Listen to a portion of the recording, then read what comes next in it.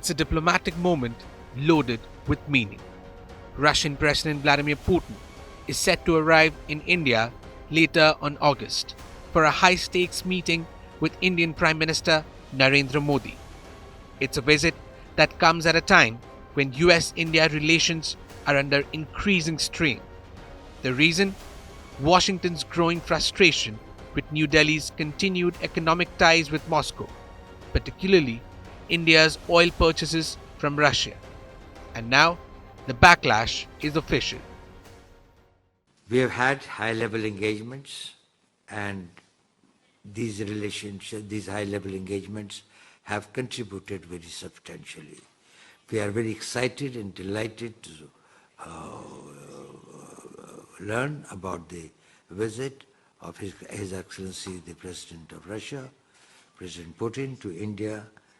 I think that the dates are almost finalized now. US President Donald Trump has slapped a 50% tariff on Indian imports, doubling down on what his administration calls punishment for India's refusal to fall in line with US sanctions. It's a diplomatic balancing act for India and a moment of opportunity for Moscow. But there's something even bigger at stake here: the potential revival of a long dormant alliance, the Russia-India-China Troika. Could the RAIC be making a comeback? Once seen as a counterweight to Western-led alliances like NATO and the G7, the RAIC format, short for Russia-India-China, may be back on the table. And if it is, it's largely because all three nations now share a common pressure point: US economic coercion. In recent months, all three countries have faced varying levels of pressure from Washington through sanctions, tariffs, and diplomatic isolation. India, for its part, has kept buying discounted Russian oil, calling it a sovereign decision based on energy security. China, already caught in a deepening trade war with the US, is facing new export restrictions. Russia, meanwhile, remains heavily sanctioned over its war in Ukraine. The result? A shared grievance and possibly a shared path forward. And that's where the RAIC triangle returns to focus.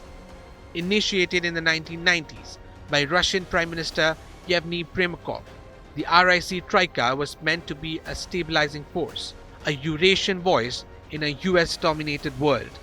Over the years, it held dozens of meetings, encouraged cooperation in foreign policy and economics, and even floated ideas of a multipolar global order.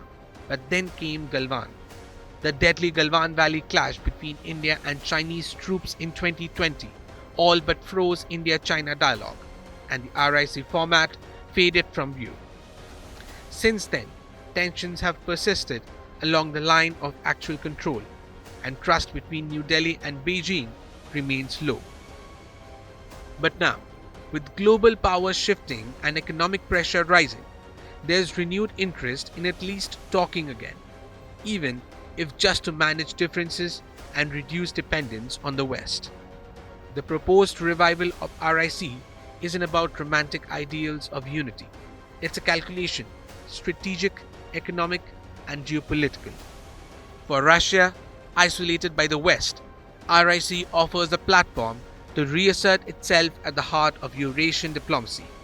For China, it's an opportunity to expand its influence beyond its usual bilateral tracks. And for India, it's about preserving strategic autonomy. India has always walked a fine line, working closely with the US on defense and technology, while maintaining a historic relationship with Russia and managing a complex rivalry with China.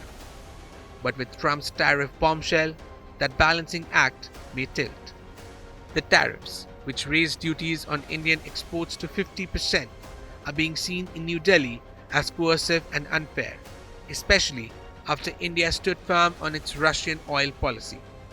National Security Advisor Ajit Doval's confirmation of Putin's visit is a strong signal. India isn't backing down from Moscow. In fact, the RAIC format may now be the very shield India needs to push back against what it sees as Western overreach. In May, Moscow began pushing to revive the RIC platform, a diplomatic nudge that's now gaining traction. And there's more. Prime Minister Narendra Modi is also set to visit China later this month for the Shanghai Cooperation Organization Summit, where a possible satellite meeting with President Xi Jinping is on the cards.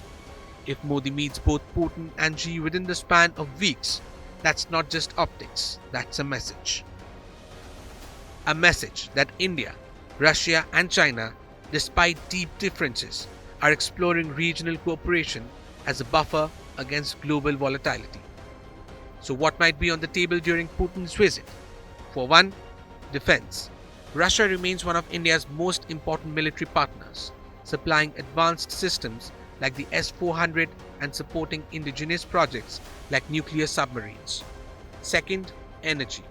India and Russia are expected to formalize long-term rupee-ruble energy deals, reducing dependency on the US dollar. Third, trilateral diplomacy. The revival, or at least reactivation, of RIC consultation could be announced, especially on issues like UN reform, de-dollarization, and regional connectivity. And finally, coordination ahead of upcoming summits, including the G20 and SCO, where the Global South is expected to take a more assertive stand. But the big question is, will India trust China enough to embrace RIC again? That depends on what's offered and what's at stake. For India, RIC is not about alignment, it's about options. As tensions rise with the US, RIC could serve as a pressure release valve, giving India leverage without burning bridges. And for Putin, it's a win either way.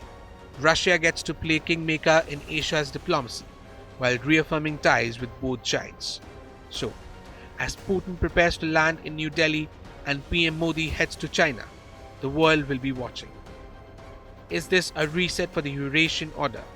Is RIC being reawakened as a response to American pressure?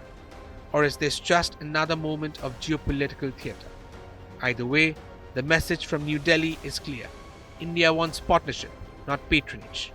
And that may be the real headline when Putin walks in. Bureau Report, India Today Global.